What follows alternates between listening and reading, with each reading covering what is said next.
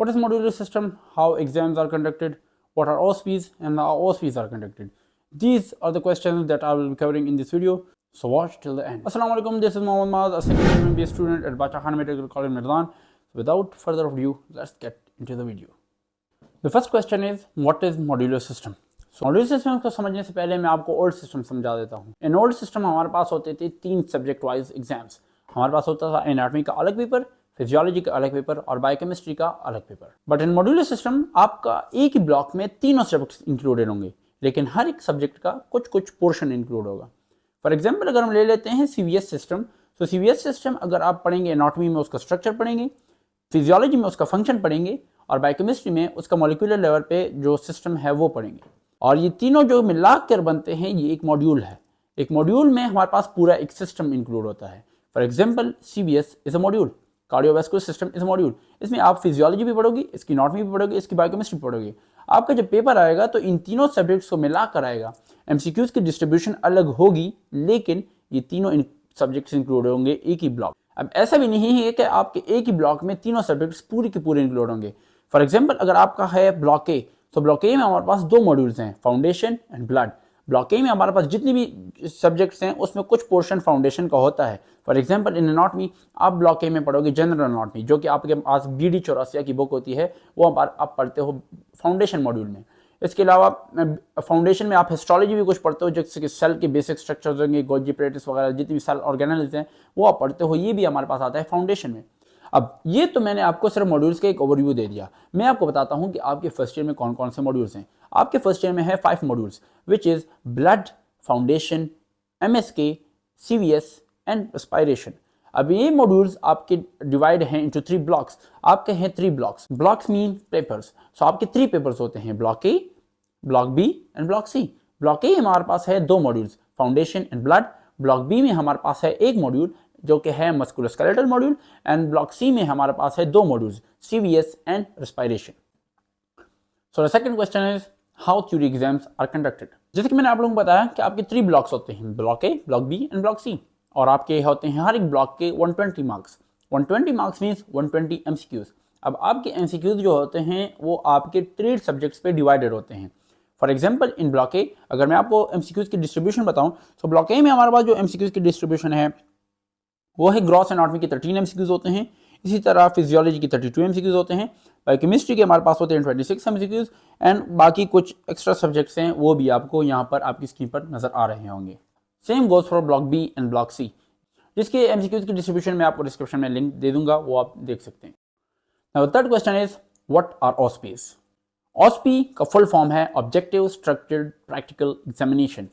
इसको वाइवा भी कह सकते हैं कि आपका जो वाइवा होता है, लेकिन वाइवा इन द सेंस होता है कि आप टीचर्स और स्टूडेंट फ्रंट टू फ्रंट बैठे हों और टीचर स्टूडेंट से क्वेश्चंस कर रहा है और आपको डायरेक्टली बता रहा है. इन OSPs हमारे पास 3 टाइप के स्टेशन होते हैं, विच इज एक होता है इंटरेक्टिव स्टेशन, एक होता है स्टैटिक स्टेशन और एक होता है हमारे पास वाइवा स्टेशन. अब इंटरेक्टिव स्टेशन में ये होता है कि आपके पास कोई मॉडल पड़ा होगा. फॉर एग्जांपल इन CVS हमारे पास एक हार्ट का मॉडल पड़ा होगा. हार्ट के मॉडल में आपसे टीचर उसकी एनाटॉमी पूछ सकता है, वो पूछेगा कि यहाँ पर क्या होगा, यहाँ पर कौन सा स्ट्रक्चर, ये कौन सा स्ट्रक्चर है. This is interactive station. हमारे पास जो सेकंड स्टेशन होता है वो है हमारे पास स्टैटिक स्टेशन. उसमें आपके पास एक पेज पड़ा होगा जिस पर आपके लिए क्वेश्चंस लिखे होंगे. उस क्वेश्चंस का आंसर 1 वर्ड में दिया जा सकता है. फॉर एग्जांपल अगर आपको मैं एक क्वेश्चन बता दूं CVS के रिलेटेड, वो होगा कि नॉर्मल ब्लड प्रेशर कितना है. तो नॉर्मल ब्लड प्रेशर जितना भी होगा वो आप उधर लिख देंगे. इसी तरह आपके 4-5 क्वेश्चन होते हैं स्टैटिक स्टेशन में जो आपको 2 मिनट में देने पड़ते हैं.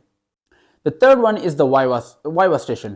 ना वाइवा स्टेशन में हमारे पास होता है जो कि नॉर्मल है, वो टीचर आपके सामने होगा, आप उसके सामने, एंड आपका जो वाइवा लिया जा रहा होगा, आपसे क्वेश्चंस पूछे जा रहे होंगे टीचर के जानिब से. Now the fourth question and the final question is how OSPs are conducted.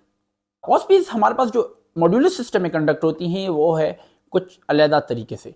मतलब अगर आप OSPs को देखें तो नॉर्मली वाइवा लिया जाता है तो 1-to-1 टीचर या 1-2 टीचर बैठे होते हैं वो आपसे वाइवा लेते हैं. लेकिन OSPs हमारे पास होते हैं 18 स्टेशंस.